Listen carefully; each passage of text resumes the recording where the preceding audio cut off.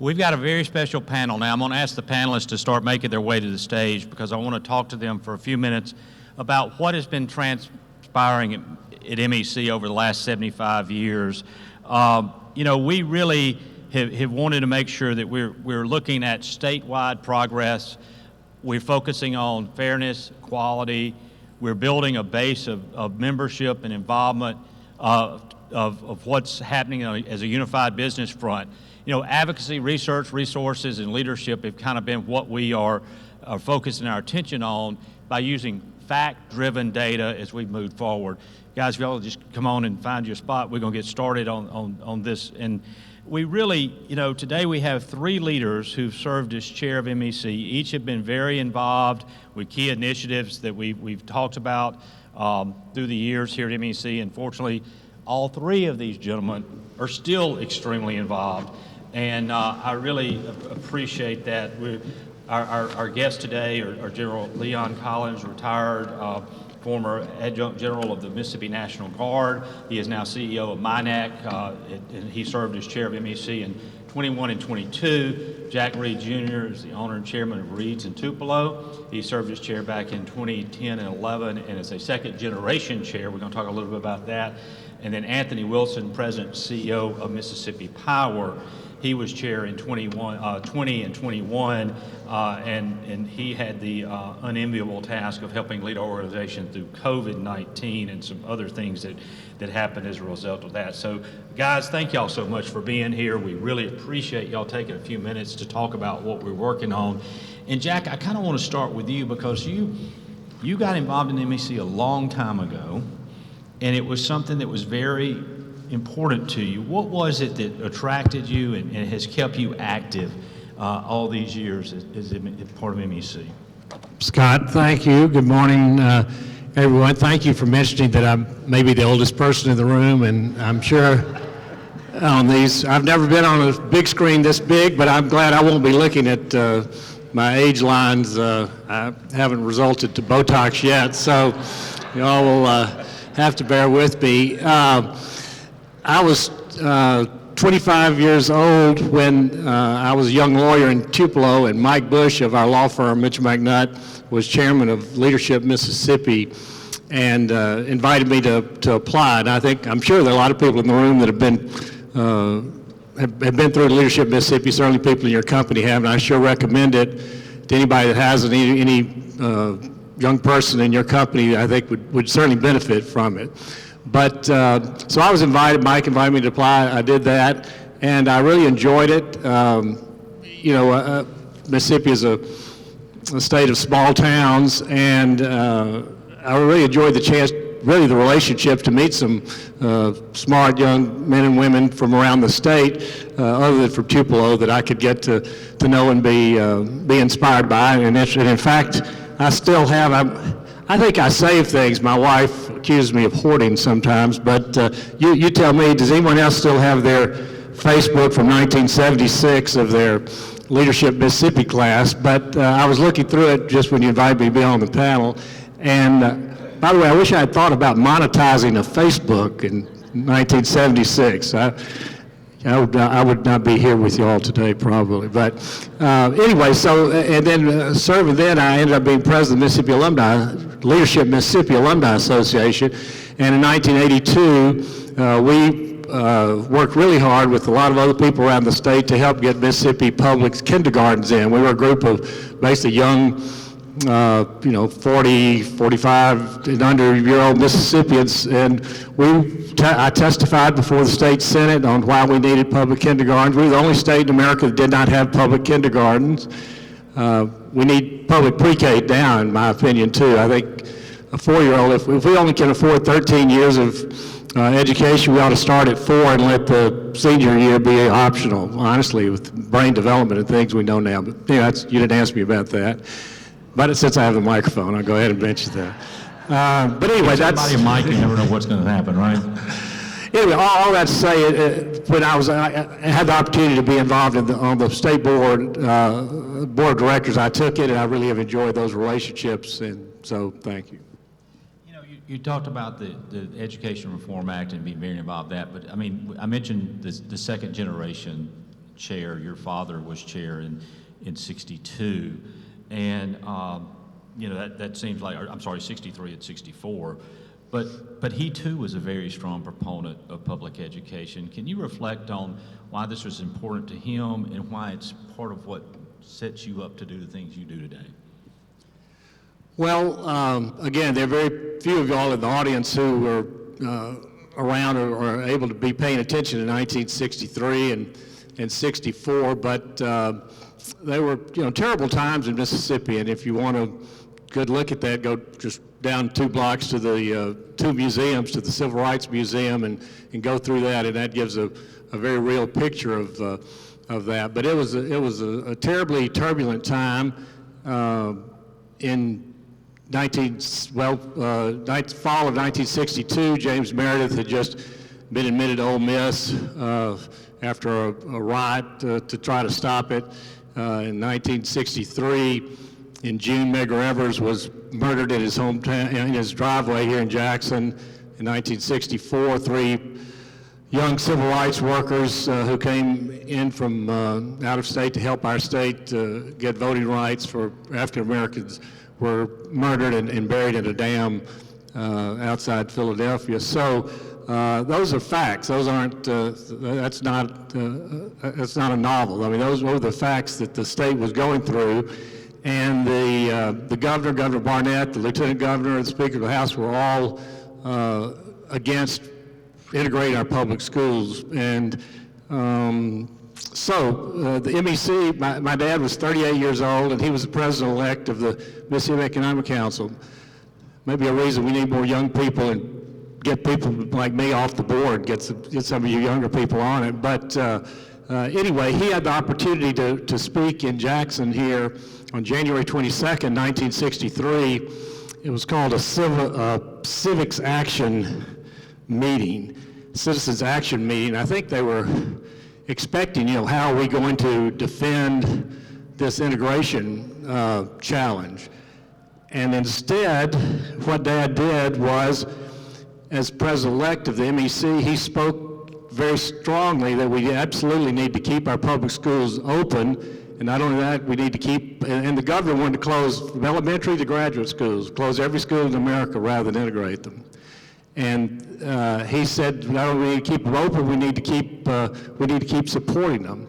And there were several dozen legislators at that meeting. They walked out. Some other members of the just meeting like this, a lot of them started walking out when he started talking about that. But it was by being the president-elect of the Mississippi Economic Council, he was the first white leader with any pulpit, with any authority, to have a chance to say something publicly in that regard. And at my dad's funeral, Governor Winter said it was the most important speech by a white Mississippian during that era. So the MEC certainly had a lot to do with Dad having that opportunity. And you know, it's something that over the last 60 years we've continued to focus on education and how do we improve it, and we'll continue to do so. And I think there's a lot of times we get into some issues that look at the overall importance of the state. And I know, Anthony, as I mentioned earlier, you were chair at a time when nothing was normal because COVID was not a normal time for us. And it made us rethink a lot of things we did as an organization, and I think it's made us better. But one of the things that happened, and unfortunately some national events created this opportunity for MEC to once again step up and take a lead on a tough issue, just like what happened in the 60s. And that was changing our state flag, something that had been a long-standing position to us. What was it that allowed MEC to be ready for that moment? Well, you're right, Scott. It was a strange time, right? I mean, COVID, everything was kind of upside down and backwards. But we had, like you said, as a result of a lot of things that were going on in the country, an issue that had been important to MEC for a long time kind of came back to the forefront. Through the years, MEC has been very engaged in trying to develop a plan to be able to change the state flag. And, you know, we had worked through that We knew that the flag itself created a negative image for the state, and then that directly correlated into difficulty in being able to have significant economic development. So that made it an issue. And we had been working actually for several years developing a plan. How were we going to attack this issue again? We even had worked on a campaign to propose an alternate flag. But we knew the timing was not right, so we had kind of held that. Then came COVID, then came the opportunity. And we were able to move quickly because we had done this work, and we had it right at our fingertips, and we were able to pull it out and I think kind of get in the middle of the issue. You know, our legislature had really began to show interest that we could and should change the flag, and we wanted to be a part of that effort as they were working through that. And matter of fact, Scott, when this was going on in the legislature, Scott actually held Scott, every day we had meetings, conference calls to talk about status. What is the status? What's happening right now? What happened last night? What can we do to advance this? What can we do to help this? And it was pretty amazing. We had developed, I guess, a narrative that the whole thing with the flag was it's time to change it, and we shortened that to it's time. That became our mantra, and that became our campaign. And basically, we had every one of the board member companies sign on to that. And matter of fact, I will never forget, Scott and I had the opportunity to meet with Speaker Gunn, and we told him about it's time. And he said, okay, who all's on board? And we said, everybody. All the operating board companies are on board. And he thought about it, he looked at it. He said, when can you run this in the newspapers? And we said, when do you want us to run it? He said, tomorrow. And we ran it in every state newspaper that we could the very next day. And shortly after that, we had over 1,000 companies in the state, large and small, signed on to that. And we became, I think, a part of the effort. We weren't the only ones pushing for this, for sure. There were a lot of other partners across the state that wanted the flag changed. The legislature acted on that, and it was something significant for the state, for sure, and we were proud to play a part in it. And, I know you came up for the day of the vote that Sunday. We were at the Capitol together and monitoring what was taking place. But since that time, and I mean, even this morning, the announcement this morning is an example, but what is having this new flag meant for our state, in your opinion? Well, most of you know that the state's utilities play a significant part in economic development and recruiting companies to come look at our state.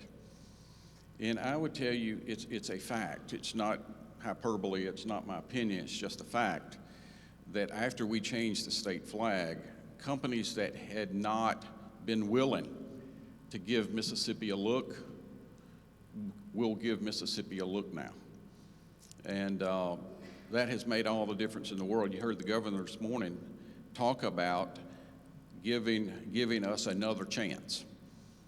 And I think the results speak for themselves. We're having more success in economic development now, perhaps than we ever have in the history of the state. And I don't think it's a leap to be able to tie the two together.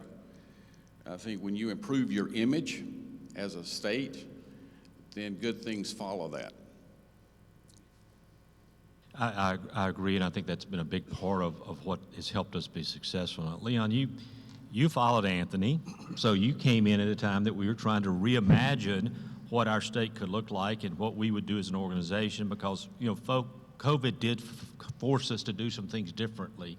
One of those was we really kind of conducted our annual tour that year a little differently and did it in kind of a small group focus sessions, which led to the development of Securing Mississippi's Future, our vision for economic growth. And it's really providing that roadmap for change. Why is it so important that an organization like we are constantly focusing on initiatives that are going to move our state forward in a forward-looking fashion? Okay, thanks, Scott, and good morning to everybody, and thanks for allowing me to be a part of this panel. Now, Anthony was so articulate in explaining his year as the chairperson for MEC, and the way this works is you get elected to be the vice chair the year before.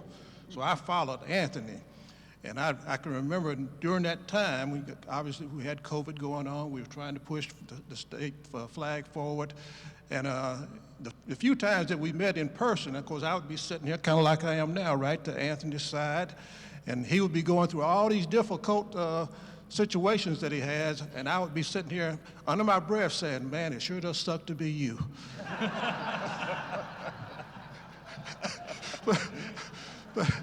But he did a great job that year, and he got us through the pandemic, and he got us through that major issue that we're talking about.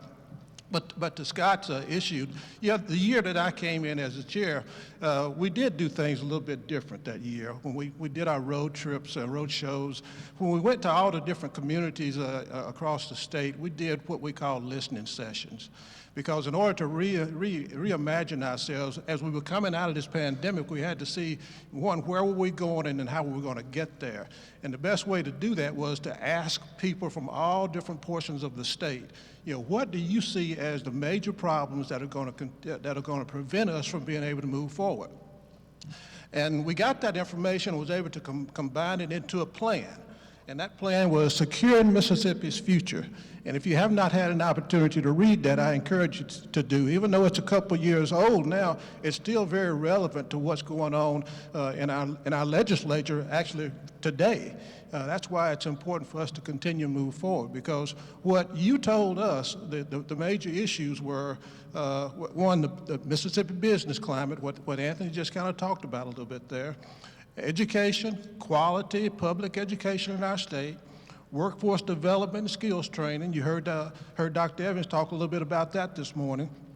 And then talent, retention, and attraction.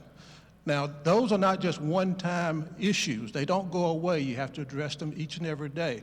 But the thing, and as a quote here that I'll read for you, it says, in every community that we went to, without exception, and I'm reading verbatim, the number one issue was identified as the lack of qualified workers. In order for us to move our state forward, we have to fix that problem.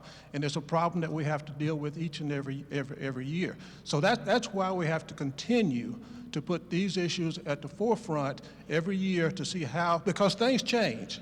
They don't stay the same. And in order to tackle them and defeat them every year, sometimes you have to come up with a new plan. And that's something you do on a daily basis in your job at MINAC as it relates to creating a stronger workforce. It is important that we keep this at the top of our list, isn't it? It is. Not every young man and woman wants to get up every morning and put on a dress or put on a suit and tie. And there are a lot of occupations in this state where you don't have to do that. At MINAC, we run Job Corps centers, and we teach trades: carpentry, plumbing, electrician, welding, LPNs, culinary artists. These are types of jobs that once the individual is trained, they can go out and get hired almost immediately. And not only that, make a good wage and make a good living. Everybody still, I think, wants to have that American dream, the house, the picket fence, 2 kids and a dog. You can do that with these trades. So it's important to give individuals options, because the one thing we want to do, and I mentioned that talent retention, we want to maintain our young people in this state because they're the ones that are going to help us move forward.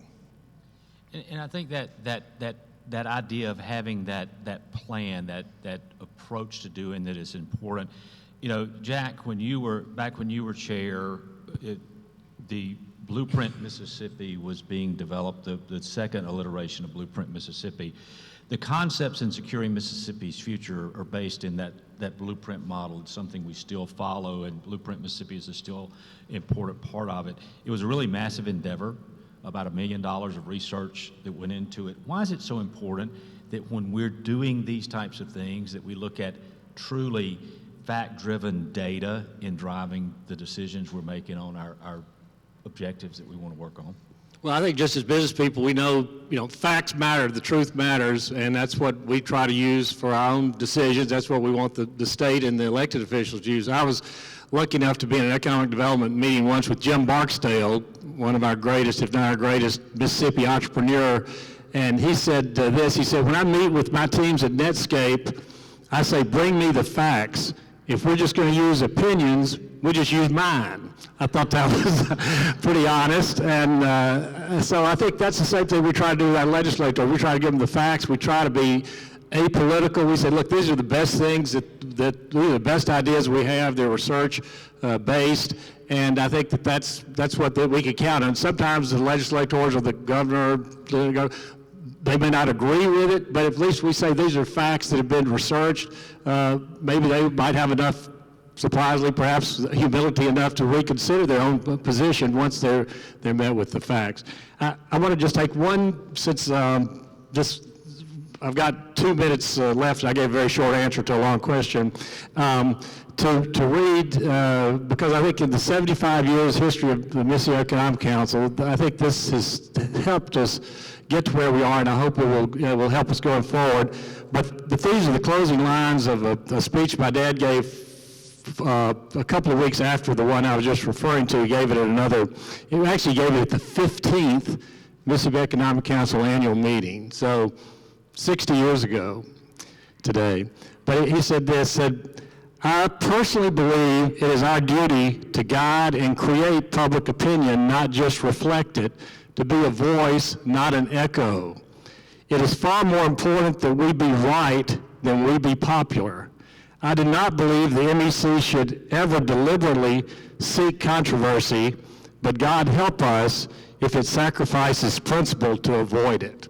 I think those are pretty good words for us to continue to live by.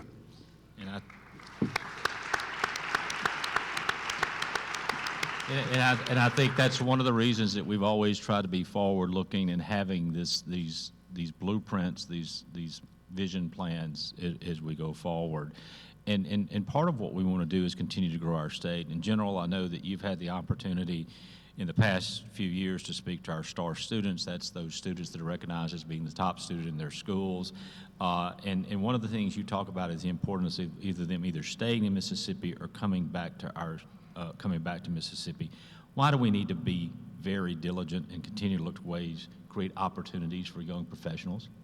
We need to be diligent, Scott, because we have some of the best and brightest young men and women that you'll find anywhere, not just in this state, not just in this country, but anywhere. And I tell you, I was so impressed the first time I went to one of those Star Student events, because there's a room full of young men and women from all across this state who are the top individuals in their class. Now, the thing that really impressed me, that there was about 35 of them that scored a perfect score on the ACT, 36. I didn't know it went that high. But equally as important, it was almost 3 times that many that scored a 35, missed it by 1 point. Those are the type of young men and women that we have in our school system across the state right now. And if we can retain them in our state, that's the brain power that will move us forward. Now, and I'll share this story. Scott can back me up on it.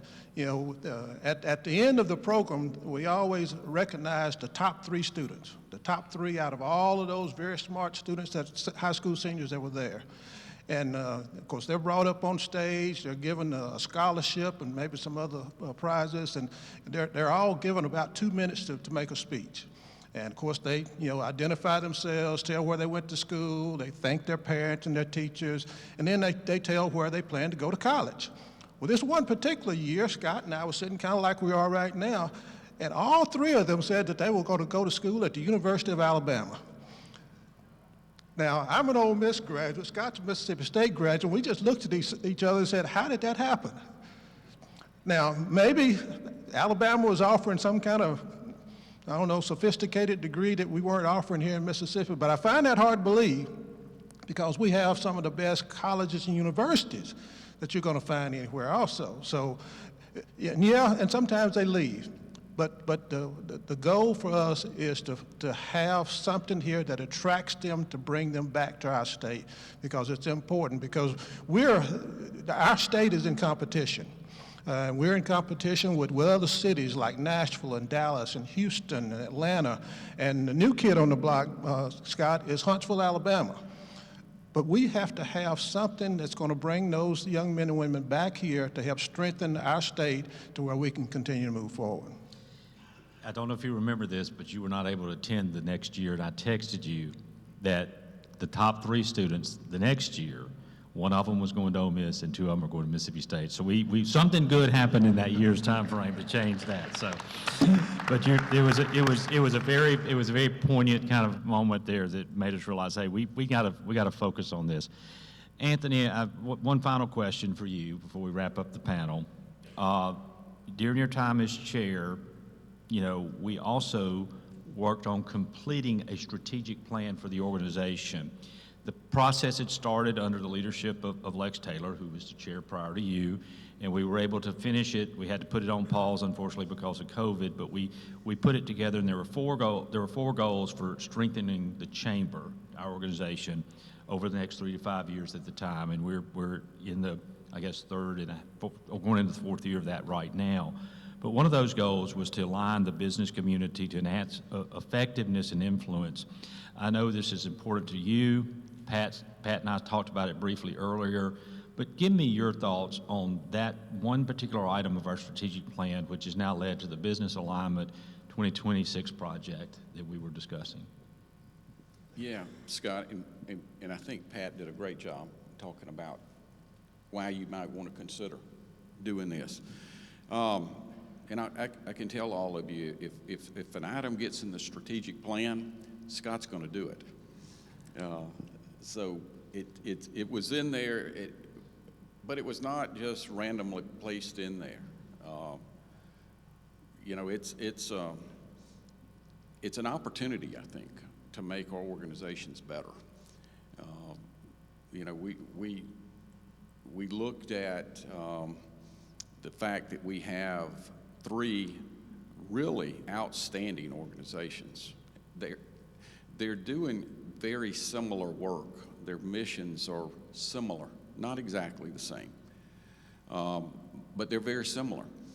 And we talked about the fact that many of the organizations in MEC also have long-standing memberships in the other 2 as well. So we had a lot of duplication. And that, Lex had talked about that the year before. And that's how we started actually wanting to do something about that as we developed the plan the next year. And, the truth is, and all of us know in our businesses, that your business, in large measure, has everything to do with how clear and concise your communication is, either amongst your employees or amongst you and your customers. And that could be a potential weakness of ours going forward. It perhaps has been in the past, where you have 3 organizations, similar in nature but not exact. They each naturally will have their own take on an issue that's in front of us. It would be much better for all of us if we had a singular voice, if we could talk about that issue the same way no matter who we were in front of, especially the legislature. And interestingly, yesterday, many of us were in a meeting with Speaker White, and he brought this up. And he said, you know, we, the legislature, really think what you guys are pursuing is going to be helpful to us because we get to hear a singular voice on what the business community in the entire state of Mississippi needs and wants from us. What do you think is going to make our state better? And this is going to allow us to do that. It's efficiency, I guess, at its root. It's a more efficient way for us to get our voice, our collective voice, out across this state. And we are very blessed at this moment. We have 3 outstanding leaders over these 3 organizations, and they are like-minded, and they believe that we can do this, and now is the time to do this. And you know, I just think we have a great opportunity in front of us, Scott. And to your last point, I think with John McKay at MMA, Derek Easley at BIPEC, the fact that we have worked through this process very purposely to get us to a point where we can seriously take a look at, is this what we want to do? So I think that as the announcement that was made in October points out, this is very defined on how we're going to do it, because we want to make sure that it's the right thing to do as we explore this, but it's something that we're very excited about. I know a lot of people are talking about it. A lot of people have been very interested in where we are, and I again want to commend the 2 of them, both John and Derek, for what we're doing there, and I want to commend our board for having the vision as part of our strategic plan that was developed and put in place in 2021 to help us really talk about this. We've talked about a lot of stuff today and what's happened over the last 75 years. But it's also important that we continue to focus on strengthening Mississippi's future. At Hobnob, we introduced our Work Future initiative. The idea centers around developing initiatives to improve economic opportunities, create a future that works for us, and allow all Mississippians to prosper. I again want to ask you to turn your attention to the screen. We've got a very short video about Work Future that I want to play for you again so you can understand why we're focusing on making a future strong here in Mississippi.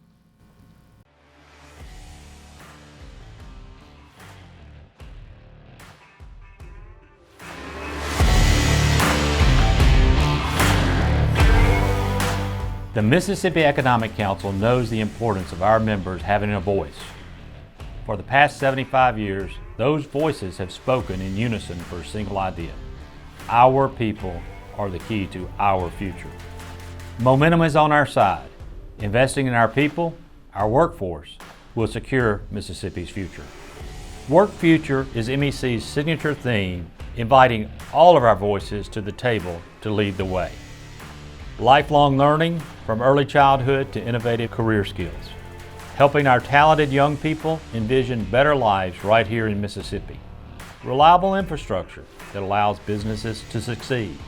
Economic growth for all Mississippians. A healthy and productive workforce. These are visionary priorities, larger in scope than we've ever tackled before, and impossible to achieve without all of us working together. Mississippi and our future are worth it.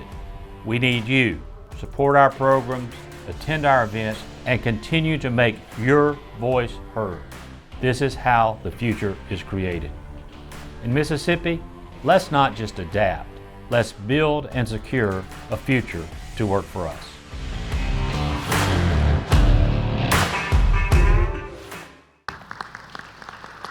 And without question, we do believe the future in Mississippi is very bright.